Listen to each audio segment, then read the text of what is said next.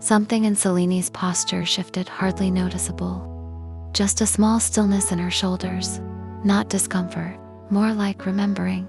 Then she glanced toward the stove. "It smells really good, Auntie. You're making the soy chicken again." "Of course," Auntie Jan said. "You always asked for it, even when you were too shy to admit you wanted more." Celine looked down, smiling in a way that made my chest tighten unexpectedly. Gentle, unguarded, almost shy. I didn't move. Couldn't. Because I wasn't watching the Celine I knew from the studio. The one who spoke in precise sentences and carried herself like she couldn't afford to crack. I was watching someone softer, someone human. Someone who had a history inside this cold house. A history only certain people were allowed to see. And I suddenly realized I wasn't supposed to see this. Maybe that was why. When Celine finally turned and her eyes met mine across the kitchen, her smile disappeared. Just like that, all the warmth she'd shown Auntie Jan shut down. Neat and swift, like a door closing.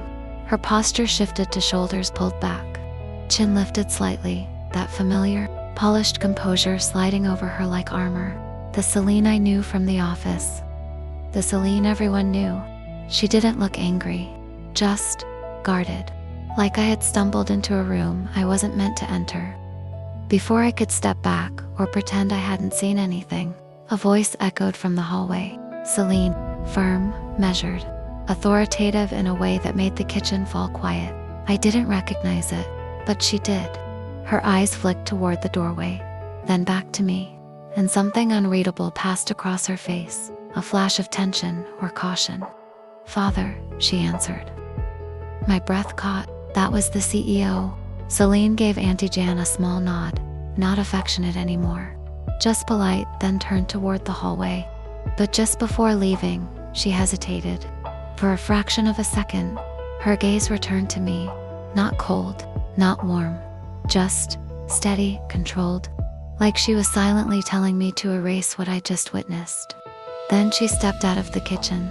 Her footsteps faded down the hall, firm and elegant. While the house seemed to grow quieter around me, I looked down at the gift box in my hands, my grip suddenly tight. The image of her smiling, truly smiling, replayed in my mind, soft and bright like something fragile.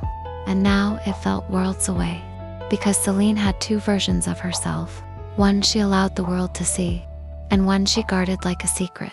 And without meaning to, I'd just crossed that line.